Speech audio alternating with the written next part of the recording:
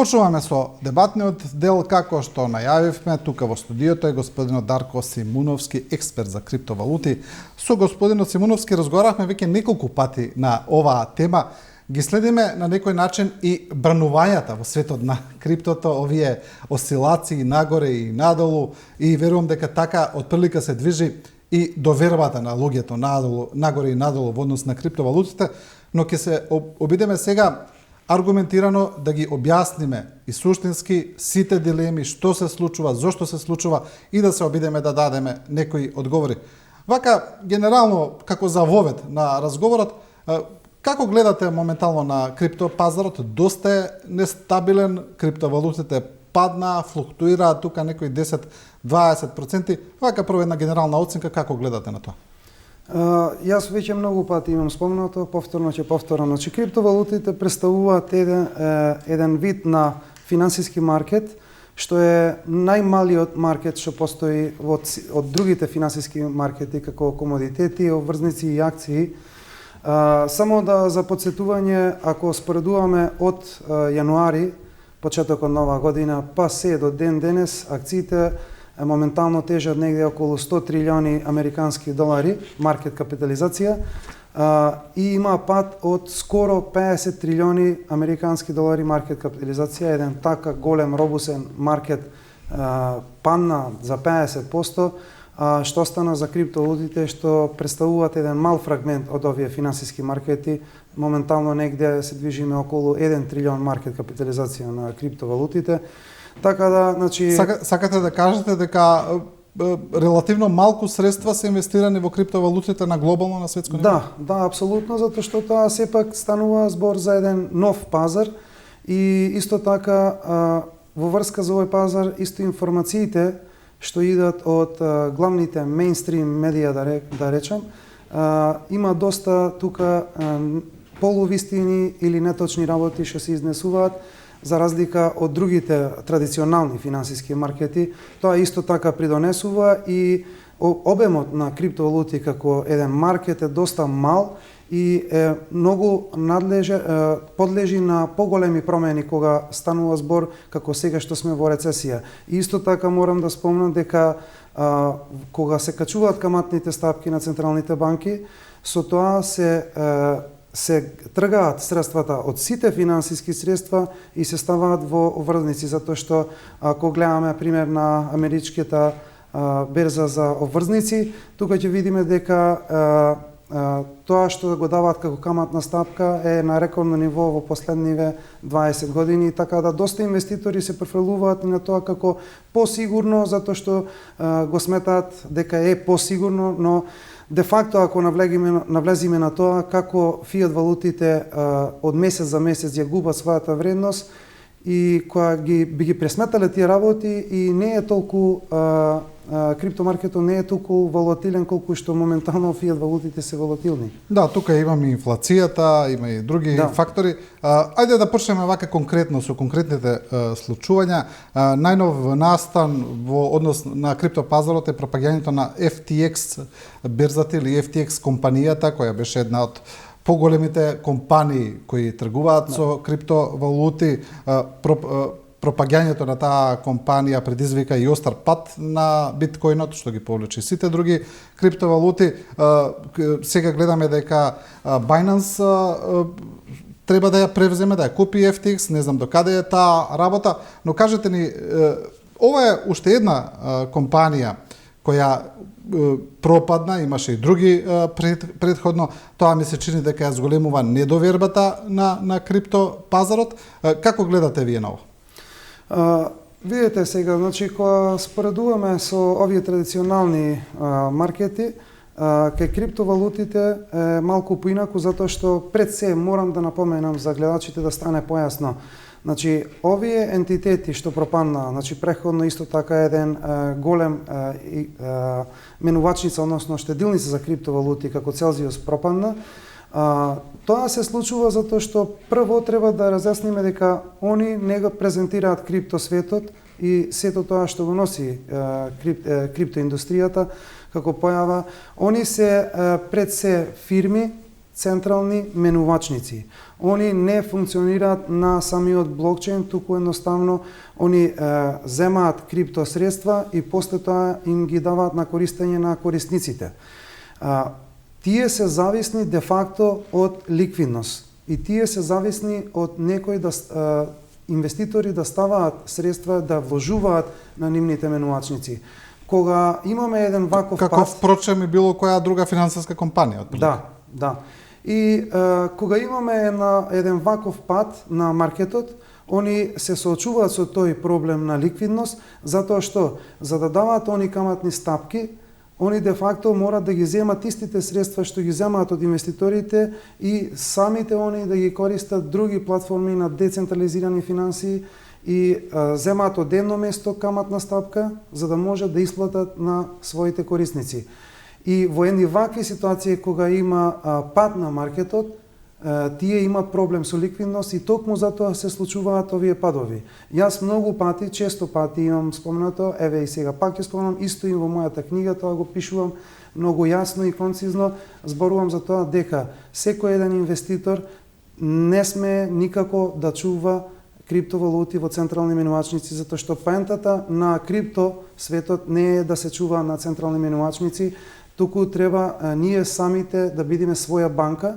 Тоа е главната поента на крипто светот и секогаш им кажувам да ги чуваат на независни новчаници, дигитални или хардвер волети. Добро, значи сега да објасниме за оние кои не се толку добро упатени кога зборувате за менувачници, значи зборуваме за Binance, зборуваме за Coinbase, например, каде што луѓето најчесто тргуваат и ги чуваат своите пари таму. Значи вие велите тргувајте таму, но таму не ги чувајте парите. Абсолютно. Тогаш добро, ајде да објасниме каде да ги чуваат луѓето парите.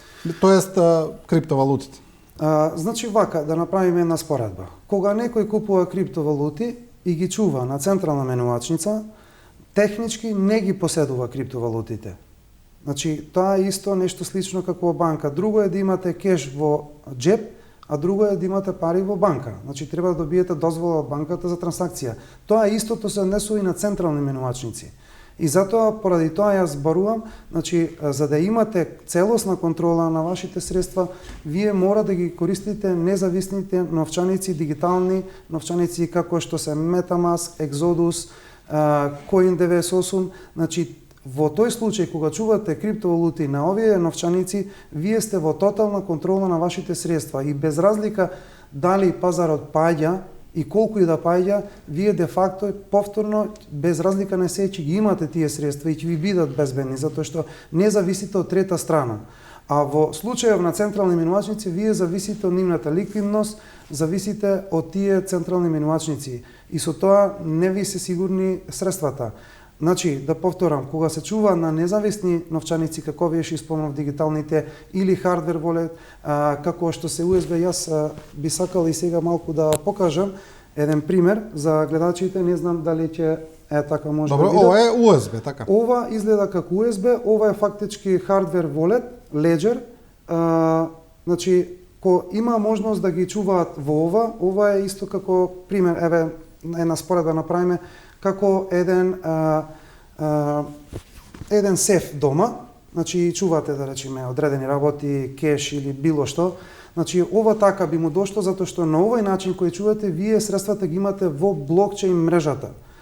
Значи блокчейн мрежата е тоа крипто светот, тоа што го презентира. И во тој случај тогаш 100% се сигурни средствата. Никогаш не може да се случи да изгубите средства, вашите крипто средства. Значи ова е буквално ова е најсигурен начин. Значи да се ги имате дома на некој хардвер, дали е USB, дали е хард диск, не е битно. Секако. Ова е значи хардвер волет, но има и дигитални новчаници, тие што ги спомнав, компатибилни се за да се користат на компјутер, на телефон, значи и тоа е најдобриот начин да се чуваат крипто средствата, апсолутно, затоа во спротивно ризикувате ликвидност, кога губат ликвидност овие централни менувачници и со тоа ризикувате да ги изгубите средствата. Но на овој начин, како што покажав сега со хардвер волетот или овие дигитални новчаници, вие де факто ги чувате вашите крипто средства во самиот блокчейн и тоа дава 100% сигурност. Добро, ајде да видиме сега што се случува во однос на пазарот, криптовалутите, како што кажавме, кога отприлика од кога го достигнаа врвот, пикот, тоа беше лани ми се чини преклани отприлика, да. Од тогаш имаше некои падови и може да се каже дека пазарот цело време е во една надолна линија со осцилации горе-долу, но во надолна или во, да речеме, на еден најоптимистички начин во некаква стагнација сега, каде што осцилира по 10, 20, 30% горе-долу. Предпоставам дека голем дел од инвеститорите, особено оние кои имаат помалку искуство, во тие случаи паничат, продаваат, ги даваат своите средства, си велат, дајте ја само да се ги земам своите пари, да се ги имам на сигурно, па после нека биде што сака и со загуба. Тоа се тие дилеми кои ги имаат луѓето и кои тргуваат со акции, не само со криптовалути, знаеме отприлика тоа се истите дилеми, но што да се прави во овие моменти кога пазарот е ваков? Искусни инвеститори. Сите искусни инвеститори, да не набројувам, значи, еве примерот Бафет, сите тие искусни инвеститори, вакви работи кога се случува, вакви крашови, значи вакви падови на сите финансиски пазари, вклучувајќи и на криптото, прав инвеститор овие ситуации ги користи за акумулирање и купување на финансиски средства. Без разлика дали за кој пазар зборуваме, дали тоа за акции, дали тоа за криптовалути, значи ваквите моменти. Принципот на тргување е сличен, да. Принципот на тргување е многу едноставен, значи кога цената е долу треба да се купува, кога е горе треба да се продава.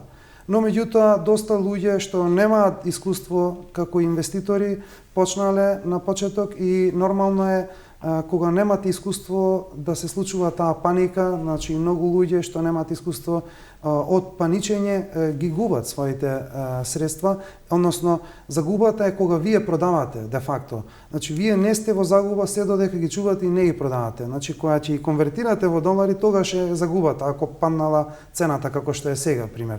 Значи затоа на сите сакам да ја кажам. Јас често тоа го напоменувам дека мојот пристап е малку поинаков, односно се базира на фундаментална анализа и претходно кога сум тргувал со акции, исто така сум правил фундаментална анализа, исто тоа го правам сега со криптовалутите, фундаментална анализа. Што значи тоа? Најбитните работи како инвеститор е да оцените финансиското средство во што вложувате. Во што вложувате и зошто вложувате. Тоа е првата работа. И втората работа е тајмингот. Тајмингот е многу битен за секој еден инвеститор. Значи, ваквите моменти, јас лично како инвеститор, јас се радувам на вакви крашеви, на вакви падови, затоа што ваквите падови ми даваат можност да си купам некои одредени финансиски средства, дигитални средства во случајов криптовалути, што знам дека имаат квалитет и што знам дека на долг рок ќе одат многу погоре во својата цена. Јас, ако се навратам назад, исто така, конкретно за криптовалутите, најголемиот шопинг што сум го направил беше на крајот на 2019, исто имавме еден голем пад. Биткоин во таа година стигна негде околу 18.000, па после падна на 4.000. Тогаш сите во паника продаваа, мислеа дека готово е, крај. Јас тогаш напротив купував и тоа сами знаете дека лани кога стигна до скоро 70.000 долари, тоа очигледно се види дека не е така. И истото, ова едноставно се повторува. Секоја година гледаме дека се повторува, особено кога ни станува за светска криза и тоа е сосема очекувано за мене, но меѓутоа е одлична можност за акумулација за понатака кога ќе се исправат финансиските маркети, кога економијата ќе заздрави, верувајте, значи многу луѓе ќе погледнат наназад и ќе сватат дека пропуштиле животна можност, затоа што криптовалутите може да дават поврат од 1000 на 100, снимале ситуации и 10.000 на 100 поврат. Да, имало, да. Го спомнавте Ворен Бафет, тој е еден од луѓето, ми се чини, кои не веруваат во криптовалутите. Да. Има различни инвеститори, од тие зборуваме зборуваме од големите китови, whales, како што ги викаат во финансиските пазари, но има други па кои веруваат, да речеме како Елон Маск, кој е познат по тоа што кога тој твитнува и влие врз криптопазарот, нагоре или надолу. Како оди тоа, ги следите вие, како оди тоа прифаќање на криптовалутите од големите играчи? Гледате ли таму некои промени или отприлика закопани се на своите позиции тие и не мрдаат? Значи, финансиските пазари, како што реков, се многу поврзани со централните банки и со монетарната политика во сите држави. Значи, прво од тука мора да почнеме. Јас исто така сакам да прецизирам дека од кога постојат криптовалутите, прв пат, од пред 2 години, прв пат веќе институционални банки почнуваат да влагаат во криптосветот и да вложуваат финансиски средства, односно да купуваат криптосредства. Тоа е ново. Тоа е ново, како тоа момент. е ново. Може би дел публиката не е запознаато. Grayscale се е најголемата институционална банка што нуди криптовалути, криптосредства на своето портфолио. Има дел од 60-тина отприлика криптовалути што ги нудат они на инвеститори, институционални инвеститори, како што се JP Morgan, Morgan Stanley, Goldman Sachs. Значи, јас велам, ако не морате на никој да верувате, погледнете ги најголемите институционални играчи во светот, погледнете ги нивните потези, не тоа што го зборуваат. Они прават обратно, зборуваат јавно против криптовалути, но меѓутоа исто така јавно може да се види дека они купуваат криптовалути. Сега, едно морам да напоменам. Значи, криптовалутите се нешто што ќе остане во иднината, де факто. Затоа што овој свет оди кон дигитализација. Исто така и централните банки комплетно ќе ги дигитализираат своите валути. Тоа што ги имам спомнато, дигитална валута на централна банка. Комерцијалните банки де факто нема да постојат и се ќе биде дигитализирано. И криптовалутите ќе бидат дел од тој свет. Ќе има држави каде што криптовалутите ќе функционираат во симбиоза со монетарниот систем, односно со фиат валутите. Да, но гледаме дека тоа не помина толку добро, да речеме, со Ел Салвадор. Тие се пионери на некој начин, први го направија тоа со биткоинот и според она што го гледаме, не им оди баш премногу добро во тоа што они го усвоја биткоинот како национална валута. Јас не би рекол така, ако ги погледнете параметрите, пример, во Европа имаме 10% инфлација, силни економии имаат преку 15-20% инфлација, Ел Салвадор има само 7% инфлација, прва е таа работа. Нивниот туризам се зголеми за преку 56% во оваа година на туризам. Исто така инвестиции привлекува внимание со тоа, не цел свет. Секако, затоа што се промовира бесплатно фактички. Бидејќи сите ги пренесува. Да. И сега може би тоа не изгледа така перфектно од оваа гледна точка како што пазарот е паднат, но верувајте, сите ќе симнуваат капа кога ќе видиме нови рекорди во криптовалутите, по-конкретно во биткоин. Сметам дека на председателот Букеле, мислам дека тоа беше маестрален потек. Имаше он критики, многу добри критики од ММФ, но меѓутоа ММФ си ги штити своите интереси нормално. Но меѓутоа времето покажа дека Ел Салвадор де факто направи добар потек, затоа што сепак зборуваме за економија што е прилично слаба економија.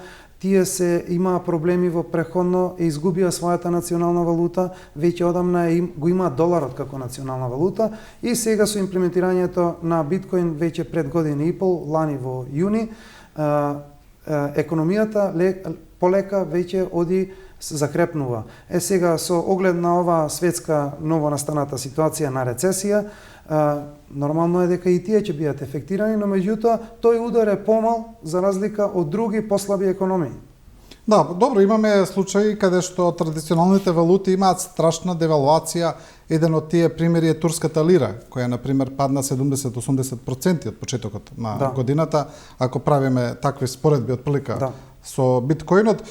Добро, докаде оди усвојувањето во реалниот бизнис, да речеме, вие ги спомнавте банките, но што е со компаниите, дали тие почнуваат да се отвараат кон криптовалутите, сега зборуваме за овие најголемите светски играчи? Да.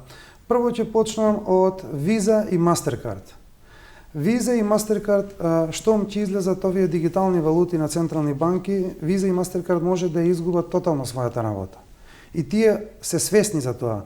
И токму затоа они со широко отворени раце ги прифаќаат криптовалутите и денес можете вие на доста места да купувате со Visa и со Mastercard преку криптовалути.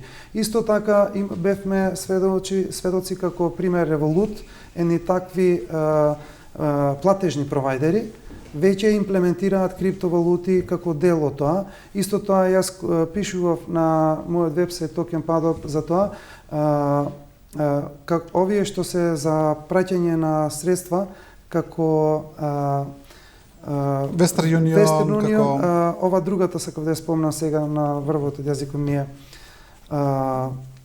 како се викаше, MoneyGram, да. MoneyGram. MoneyGram сега веќе имплементира уште 3 криптовалути, наместо да се праќаат фиат валути, да може секој преку апликацијата моментално има можност за 3 криптовалути, Bitcoin, Ethereum и Litecoin. Значи, ако тоа не е показател, не знам што, да не зборувам за институционалните играчи, банки, значи како што спомнав, тие веќе дефинитивно тргуваат со криптовалути, но меѓутоа се уште не е на тоа ниво, затоа што, како што реков, рецесијата ги извлекува парите од финансиските маркети и ги става во врзници. Во оваа ситуација не можеме ние да очекуваме некои големи движења нагоре на било кои финансиски маркети, вклучувајќи и акциите. Се додека се креваат каматните стапки. Кога ќе дојдеме во една ситуација каде што ќе треба да се престане со кревање каматни стапки, а тоа ќе биде кога ќе се намали, кога ќе се намали оваа инфлација, затоа што целта на таквите мерки на централните банки е да се намали инфлацијата. Кога тоа би се случило, дефинитивно ќе видиме еден голем пораст за брзо време на сите финансиски маркети, вклучувајќи и на криптопазарот. Да, во однос на ова имаме, не ми се чини, туку факт е има премногу криптовалути, има премногу коини, има многу токени, ги имаме NFT, има многу разни деривати во криптопазарот и тука луѓето можеби оние кои се обидуваат да тргуваат некогаш се губат, ги имаме оние традиционални кои се Bitcoin, Ethereum, Litecoin и така натаму меѓу првите, но потоа има илјадници кои се нудат и вие кога велите дека треба да се направи добра анализа на она што купувате, фундаментална анализа, да видите што е тоа, дали вреди, што вреди, но тука не се сите баш способни да го направат тоа, предпоставувам. Кој е вашиот совет тогаш, кога луѓето ќе се соочат со такво едно шаренило на избор? Да. Пред се, без разлика за секој... Бидејќи само што ова сакам да кажам. Тоа го прават, предпоставувам и мислам дека е така, бидејќи кога вложуваат во овие традиционални, отприлика тука движењата не се толку големи. Не може биткоинот сега да порасте за 500%, за 1000%, но тие ја бараат таа шанса во тие некои понепознати коини, но таму исто така може и многу да се изгуби. Апсолутно, значи колку поголем ризик, толку повеќе постои шанса да се добие многу, но меѓутоа постои шанса и да се изгуби. Тоа е една работа, но меѓутоа ако пред се, значи за секое вложување на финансиски пазари, без разлика кои се, вклучувајќи и криптовалутите, мора човек да е едуциран. Мора инвеститорот да е едуциран, да знае во што вложува и зошто вложува, пред се. Прво од тука да почнеме. Втора работа е, значи, како што реков пред малку, кога знаеме какво финансиско средство вложуваме, исто така треба да знаеме тајмингот. Вакви моменти кога паѓаат финансиските маркети се одлична можност за вистински прави инвеститори да вложуваат. Сега прашавте вие како луѓето што не се запознаени. Они ќе мора да продолжат со едукација и исто така да следат луѓе што пред се ја зборуваат вистината и луѓе што прават анализи вакви. Јас токму затоа имам бесплатно на мојот вебсайт секој да може да погледне фундаментална анализа за одредени проекти и има и други вебсајтови што се занимаваат со такви анализи и јас им сугерирам да ги следат тука препораките, но меѓутоа тоа секако не е финансиски совет, значи сепак тоа е на своја рака, али мора да има едукација. Без едукација не е возможно да дојдете до правиот потек, што може да ви донесе голем поврат. Проблемот денес е што, ако гледаме кај криптосветот, 90% луѓе што инвестираат во криптовалути не се едуцирани. Тоа е проблем. Затоа што, како што рековте вие пред малку, Елон Маск ќе твитува нешто и тие купуваат. Сериозен инвеститор не следи дали некој твитнува и што твитнува. Апсолутно. Значи, треба да се направи анализа и треба да се погоди тајмингот. А инаку, има денес околу 20.000 криптовалути. Криптовалути и понатака ќе излага доста и понатака ќе пропаѓаат доста. Затоа што треба да се види, како што реков, кога правиме анализа, гледаме одржливоста, технологијата, иновацијата, тие работи се многу битни да се видат. Значи, ако погледнете вие денес топ 50 листа на криптовалути, според маркет капитализација, вие ќе видите дека инвеститорите, поголемиот дел од нив во криптоиндустријата, буквално не се едуцирани. Замислете, ние имаме меме токени во 50, топ 50. Меме токени не презентира никаква вредност. Тие се шпекулативно средство.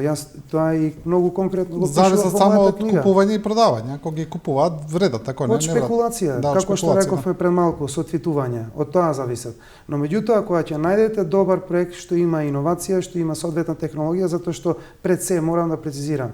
Криптовалутите презентираат, повеќето криптовалути, не сите, презентираат одреден проект. И со тој проект, тоа е склоп на технологија и на економија. Затоа што тие во своите токени имаат одредена економија. Како што имаат централните банки одредена монетарна политика за фиат валутите, така секоја криптовалута има своја економија за своите токени.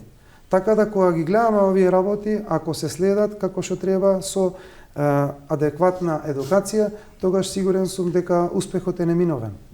Да, она што исто така се случува како момент е енергетската криза која на некој начин е поврзана со криптопазарот и со криптовалутите. Например, цената на струјата која многу поскапе, која сега веќе бранува во сите сфери, предизвикува дополнителна економска криза. Знаеме дека голем дел од криптовалутите се зависат од тоа така наречено копање, од майнинг, тоа па зависи од цената на струјата. Колку тоа влијае врз криптопазарот, колку тоа влијае за луѓето да се откажат од копањето и на тој начин придонесува на намалување на вкупниот волумен. Многу мајнери, многу крипторудари се откажа од майнирање на 15 септември, затоа што Етериум мигрираше, го смени својот консензус внатре во блокчейн, во својот блокчейн мрежа и го смени својот консензус од доказ за работа. Тоа е кога се майнира со компјутери, значи треба компјутерска сила за тоа. Во случајот нивни беше со графички картички и сега мигрираше во proof of stake, односно доказ за удел. И сега се намали користењето на електрична енергија, односно пошто нема сега майнирање од 15 септември во Етериум, електричната енергија се намали за 99,7% во користење. Значи, единствено што треба е да поседувате криптосредства одредени во случајов за Етериум, за да можете да бидете валидатор, ако доколку сакате на некој начин, тоа би еве народски кажано, тоа би дошло ко мајнирање. Значи, тоа е едната работа и треба, исто така сакам да напоменам дека 90% крипторударање што се случуваше со графички картички се случуваше на Етериум мрежата. Сега со оваа миграција тоа не постои. Затоа ние видовме една ситуација каде што многу мајнери престанаа со работа, тоа е поради оваа причина. Се извинувам. Што се однесува за биткоин. Биткоин ќе се рудари уште наредните 100 години, според консензусот на алгоритмот во самиот блокчейн, за разлика од другите криптовалути, кај биткоин не е можна никаква промена да се направи. Тоа технички се вика hard fork. Постојат некои мали измени, но меѓутоа не сами во консензусот на мрежата. Сега, јас уште лани многу пати спомнав дека кога некој сака да инвестира во мајнирање, односно во крипторударење, во случајов биткоин, таа е таа криптовалута што најмногу се рудари, јас секогаш предложував и се уште тоа го кажувам, мора да се користат еден таков инвеститор кога инвестирате веќе во апрема за рударење. Значи, препорачливо е да бидете независни во енергијата, односно да користите обновливи извори на енергија. Да го направите и тоа во склоп на инвестицијата. Да, затоа што јас тоа лани го кажав, затоа што јас знаев дека ќе се накачи електричната енергија. Јас лани многу пати кажав дека ќе има инфлација и тоа се случи. И токму поради тоа, значи, за да бидете одржлив на полурок, де факто еден мајнер мора да има обновливи извори на енергија, за да може безпрекинно да мајнира, односно да вади профит. Така е поисплатливо секако. Плюс, тоа е во склоп на инвестицијата. Го спомнавте Етериумот.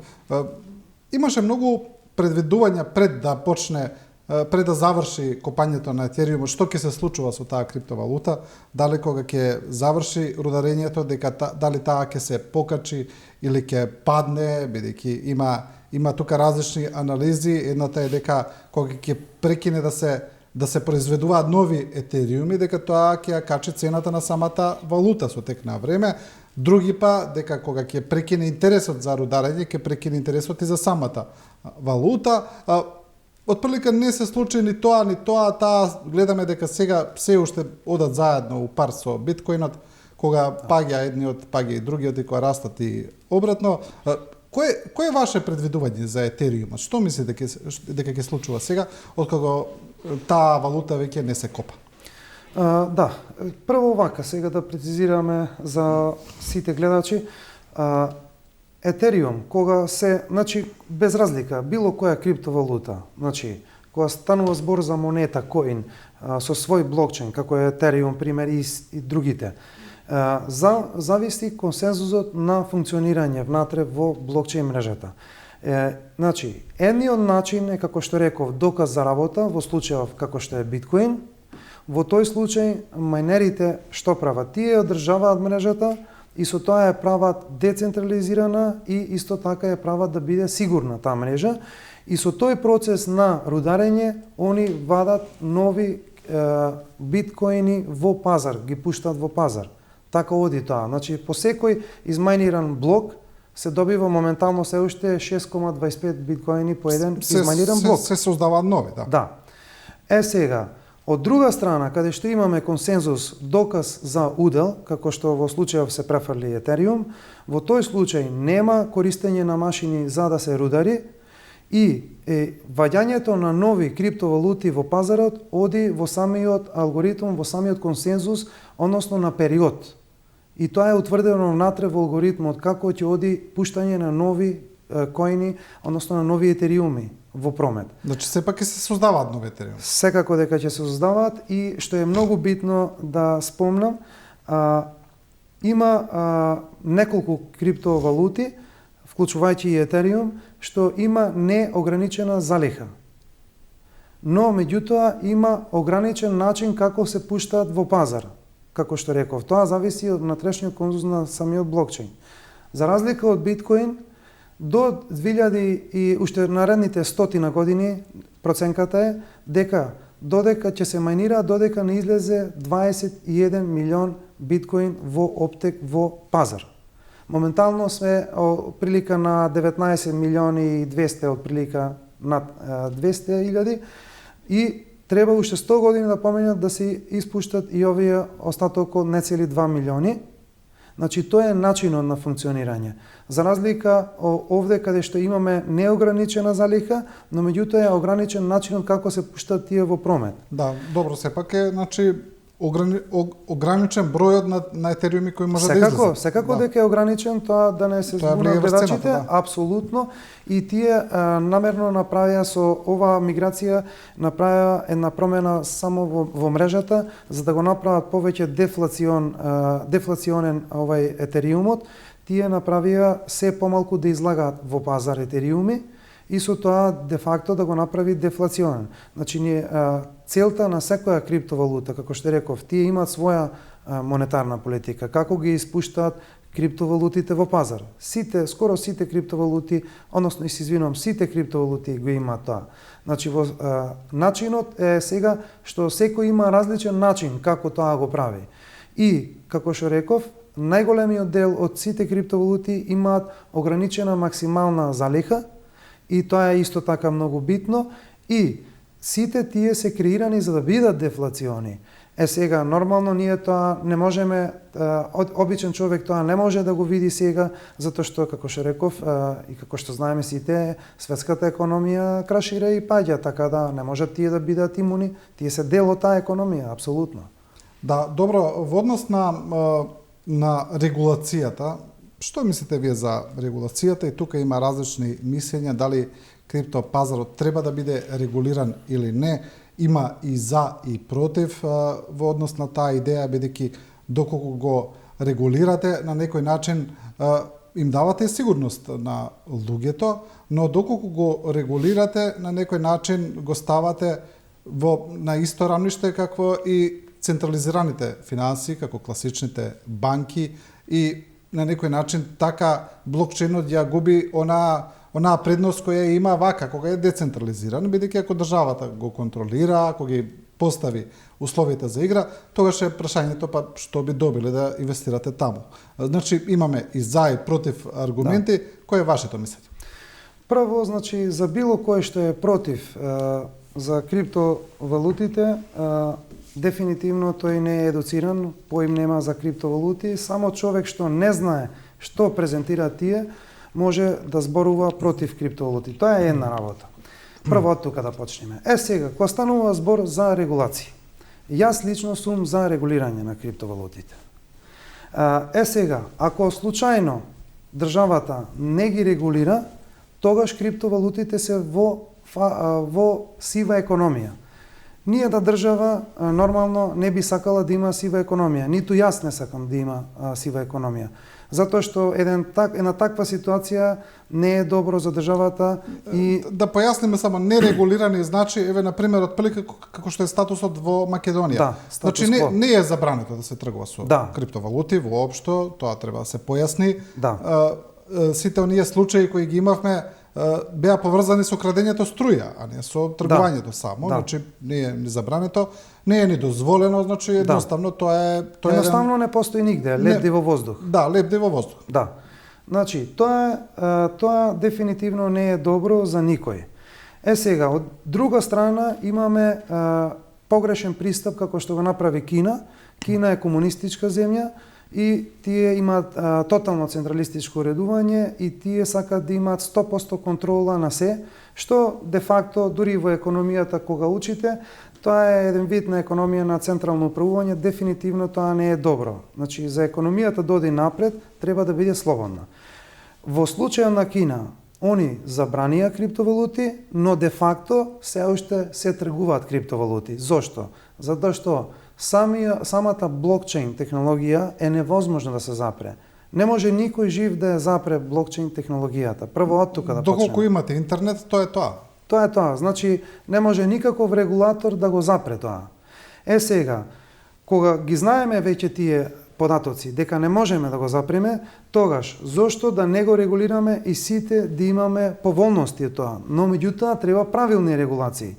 Во Македонија слушнав некој така од медиуми, прочитав нешто као наводно нешто ќе се регулира, но проблемот е што за секоја одредена тема, значи еве пример, ако се прави одредена регулација во здравство, нормално дека треба да се викнат доктори што се во таа област да се консултираат.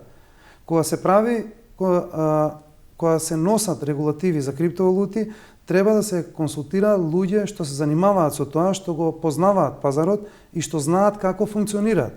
Јас им стојам на располагање на владата тука, без разлика кој да се, значи јас им стојам на располагање за да направиме една робусна структура на регулација на криптовалутите, затоа што во една таква дадена ситуација де факто сите ќе бидиме во бенефит, и државата, и индивидуалци, и фирми.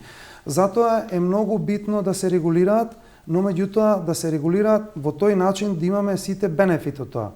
Сега, значи државата ќе земе данок од самото тргување, да речеме. Ќе го даночи тоа, ќе го стави во финансиски колосек. Луѓето ќе добијат една доверба и стабилност во својата инвестиција, кога знаат дека на некој начин тоа е регулирано од државата. И тука навистина е тешко да се каже што е лошо тука во таа приказна. Еве сега сакав да прецизирам една работа. Пример, кога се мајнираат биткоини, еве да речеме, се рударат биткоини. Рударите тие де факто морат да продадат дел од тоа што го изрудариле, значи тоа што го мајнирале, тие ќе го продадат за да можат да си ги платат сметките тековни за одржавање на таа инфраструктура нивна. И со тоа фактички се пуштаат долари во промет.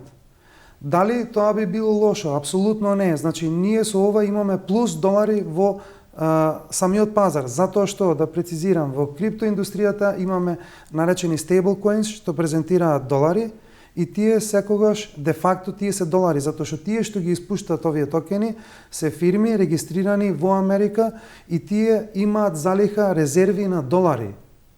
И фактички кога имате такво нешто во посед како овие stablecoins, вие имате де факто долар. Сега, кога би се направила една добра регулатива, значи во тој случај сите ќе бидат во бенефит, затоа што овие се дефлациони. Сега, што би се случила на правилна регулација?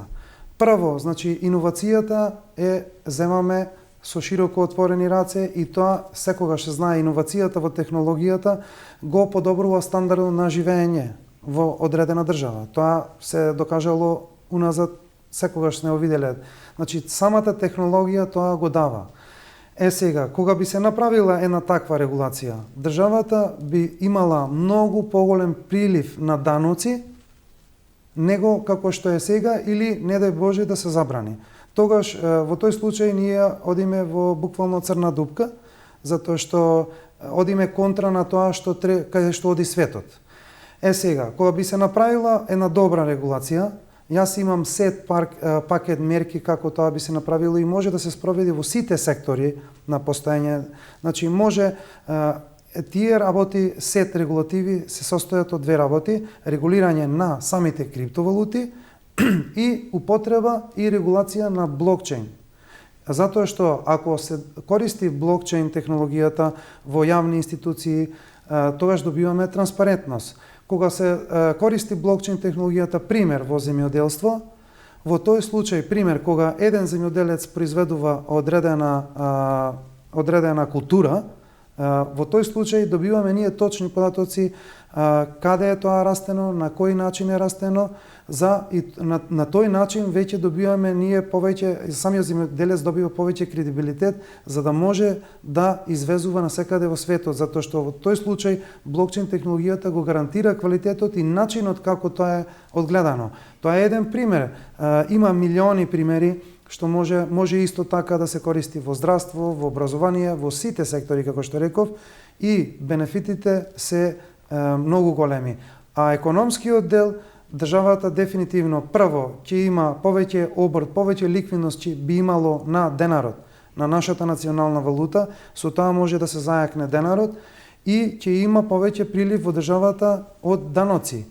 А исто така ќе имаат бенефит сите тие правни лица кога би се тоа регистрирало, правните лица да може да примат криптовалути, но меѓутоа, како што знаеме, тие ќе треба да се конвертираат во денари од долари. Значи, фактички, ние добиваме криптовалути, се конвертираат тие во долари, па после одат во пазарот како денари. Значи, во тој случај би се стајало еден голем буст би се даело на Ке се економијата. зголеми ликвидност на денарот, да. Апсолутно, и тоа во секој поглед Ке може се да биде создаде само добро. поборувачка за денарот. Секако, Да. секако. Добро, вие напишавте една книга, конечно, после сите овие ваши излагања дојдевте и до книга, можете да ни кажете за книгата, за што се работи, кога ќе излезе, каде ќе може да се најде? Да. Книгата, насловот на книгата е Фундаменти на криптоиндустријата. Книгата издадовме преку издавачката куќа Антолог, ќе биде достапна на сите книжари ширум Македонија од 21 овој месец, од 21 ноември ќе биде достапна за секој. Така да во оваа книга јас се потрудив да ги ставам тие фундаменти, основи на криптоиндустријата, за да им помогнам на идните инвеститори и постојните инвеститори да имаат литература каде да прочитат, затоа што ова де факто е прва книга во историјата на Македонија. Да не мора да бараат на англиски да читаат. Да, затоа што сепак не секој знае одлично англиски и знае каде да бара за да ги добие тие информации. Сите информации што се ставени во книгата се информации што јас пред се и во мојот вебсайт и на оваа книга јас информациите ги земам од самите програмери што работат зад овие криптовалути. Значи тие се 100% конкретни информации. Во книгата има 9 модули, почнувајќи од сегашната економија за познавање и исто така од вториот до 8-миот модул, тоа е поделено на 9 модули. Се осврнувам на криптоиндустријата, почнувајќи од блокчейн технологијата. На вториот модул се објаснува блокчейн технологијата, се што презентира, потоа криптовалутите се објаснуваат што се тие, како функционираат, како се делат. Понатака имам исто така модул во четвртиот каде што се објаснува класификација на криптовалутите, на криптопазарот, затоа што де факто сите тие презентираат некаква различна технологија. И исто така во петиот модул пишувам за начини на измами, луѓето да се заштитат од тие начини на измами што се случуваат денес и како да тргуваат. Во шестиот модул се објаснуваат сите овие сега што ги споменавме на почетокот на разговорот, независни новчаници на децентрализиран начин како да се чуваат криптовалутите, сето тоа е објаснето, исто така новчаниците и децентрализирани финансии. Затоа што тие се фактички вистинскиот носител на криптосветот, а не овие централни менувачници. Исто така, во седмиот модул ги објаснувам NFT, тоа што зборува. Тоа на македонски би дошло незаменливи токени. Што е тоа? Да го презентирам, да го објаснам за публиката. Тоа е, значи, за сите артисти, без разлика дали се сликари, дали се музичари, нема да имаат потреба од издавачка куќа, од музичка куќа продукција, за да можат да го стават својот албум на музика во пазар. Тие ќе можат да го стават тоа преку блокчейн мрежа и на сите корисници да им биде достапна тој вид на уметност, без разлика за што станува збор. Јас тоа го пишувам во седмиот модул и објаснувам како може тоа да се користи. Во осмиот модул зборувам за третата генерација на интернет. Моментално, значи да прецизирам за сите, сега ова што го користиме како интернет апликации, тоа се Web 2, односно втората генерација на интернет. Сега одиме во трета генерација интернет, да прецизирам за публиката што е тоа. Тоа значи дека сите учесници во мрежата, дали станува за социјални мрежи, медиуми без разлика, сите од самото користење на мрежата ќе можат да монетизираат и тоа е на децентрализиран начин. Нема да постои цензура, ние сме биде сведоци многу пати како најголемите социјални мрежи им ставаат секаков вид на цензура. Во овој начин нема да постои никаква цензура и има веќе тоа е во развивање, има доста мрежи што се веќе функционални, имаме децентрализиран Twitter, значи ни такви социјални мрежи, имаме децентрализиран YouTube, што веќе почнуваат да функционираат, но меѓутоа како што реков, популарноста на криптовалутите се уште е мала на светски рамки и многу луѓе не се запознаени од бенефитите на ова. Замислете вие денес да користите една мрежа како Facebook и вие да монетизирате со тоа што имате следбеници и постирате. Тоа е неспоредливо од тоа денес што го имаме. И исто така да не постои никаква цензура.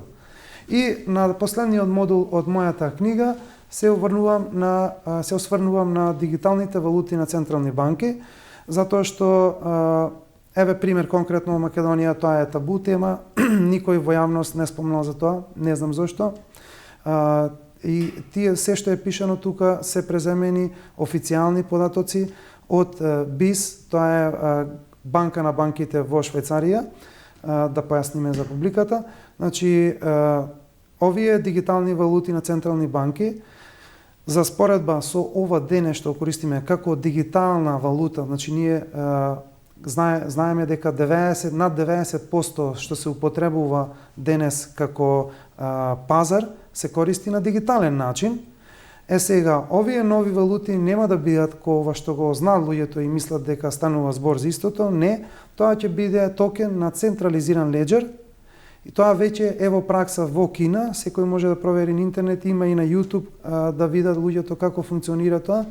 И тоа дефинитивно не е добро за економиите и за индивидуалците, затоа што на тој начин луѓето потенцијално може да бидат да добијат секакви забрани каде да трошат, на што да трошат и на кое место да трошат, а исто така нема да постои штедење, односно ќе има негативна каматна стапка во овие така наречени демократски земји во Западот, а некаде има дури што се вика во криптоиндустријата burning tokens, односно буквално ако во одреден рок, пример да речеме во 3 до 6 месеци чувате некоја заштеда, не ги трошите парите, може тие да ви исчезнат. Затоа што тоа е токен на централизиран леџер. Морам да прецизирам, не е како ова што го знаеме како дигитални валути.